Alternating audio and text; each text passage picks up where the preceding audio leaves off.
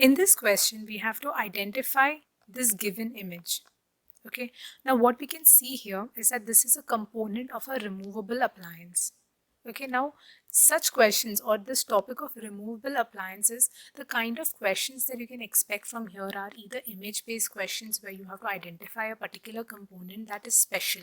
For example, any kind of a modified labial bow or any type of spring. So they can give you various types of spring and they can ask you to identify that spring. They can ask you about the application of the particular component, for example, a spring or a labial bow. Now, there are various modifications of the labial bow. So they could even give you that as a question and ask you what the indications of each of the type of labial bow are.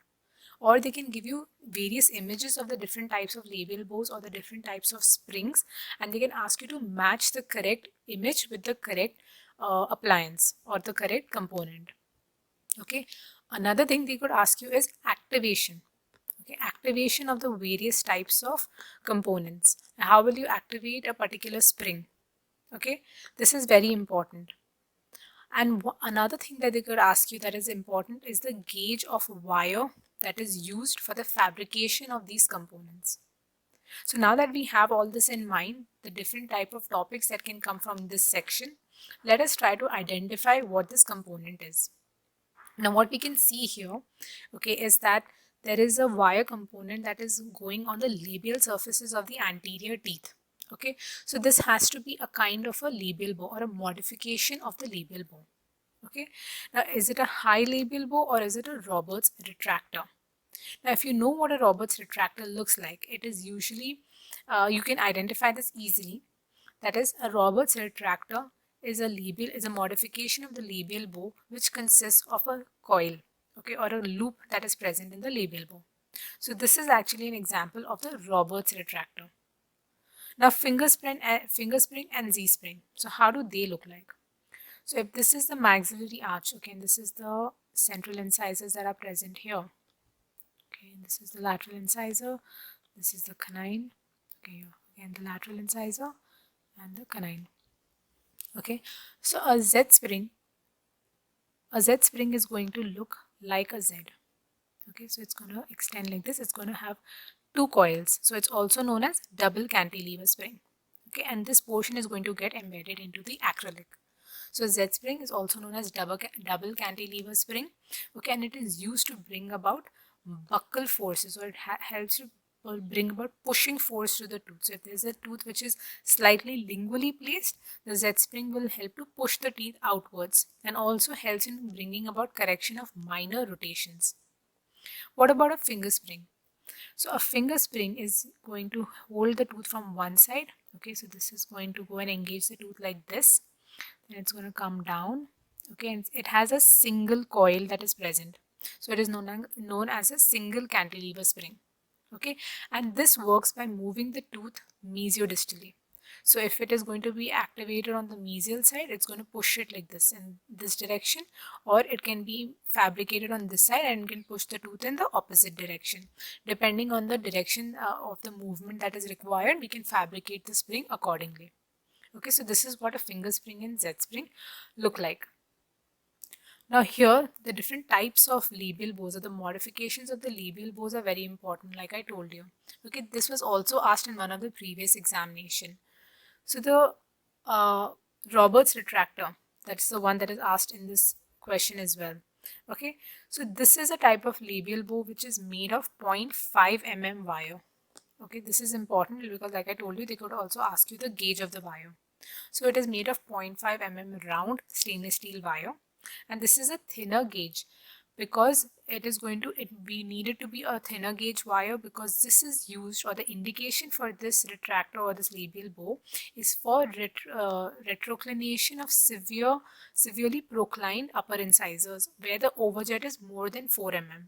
So in these situations, we want thinner gauge wire so that they will apply light forces onto the teeth to bring about their retraction. Because in orthodontics, we do not want to apply heavy forces. Okay, and the addition of these coils that are present which go and sit into the vestibule, okay, these also increase the length of the wire which makes it more flexible. So this is how it is used to bring about correction of increased overjet because of proclination of incisors. When there is increased proclination of incisors, okay, so it helps to reduce the overjet. Now this is an example of a Mills retractor. This is a Mills retractor, is also known as an extended labial bow. So if you see the design of this labial bow, it's slightly complicated because there is the labial bow that goes normally over the teeth, okay, then it is bent into a loop, then it's bent into a second loop which goes and sits inside the vestibule, okay, and then it goes and mixed into the acrylic. Okay, now this is made of 0.7 mm stainless steel round wire.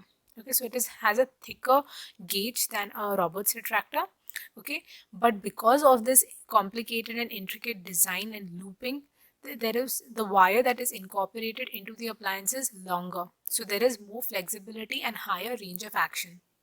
Now this again is indicated in those patients who have an increased overjet, okay, or a large overjet. So this helps to bring about retraction of these anterior teeth. This is an example of a high labial bow. So a high labial bow usually has apron springs. Now what is characteristic about this type of labial bow is that this framework of the labial bow that is made of a very thick gauge of wire. So we saw in Roberts retractor it was 0.5, in Mills retractor it was 0.7, and in the high labial bow it is about 0.9 to 1 mm. So it's a very thick framework of wire which goes and extends in high into the vestibule of the in the labial vestibule. That's why it's also known as the high labial bow, because it's placed high up in the vestibule. And on this framework, okay, there is a very thin gauge wire. It's a highly flexible and resilient wire, and usually the Australian wire is used. Okay, so the Australian stainless steel wire is used. That is the AJ Wilcock wire is used. Okay, the AJ Wilcock wire is used, which is highly resilient and highly flexible.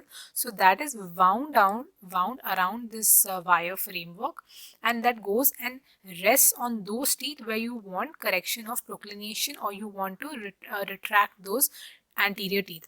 So if only the central incisors need to be retracted, they can be fabricated over these incisors only. Or if more teeth need to be incorporated, like it needs to extend till the lateral incisor, then you can fabricate it this way. Okay, now this again, because it's a very thin wire that is applying the force, this again is used for the correction of in those situations where there is a large overjet and increase in the proclination of teeth. So all of this helps to bring about retroclination of teeth. So here this is a Roberts retractor. We saw what a high labial bow looks like and what the other springs look like.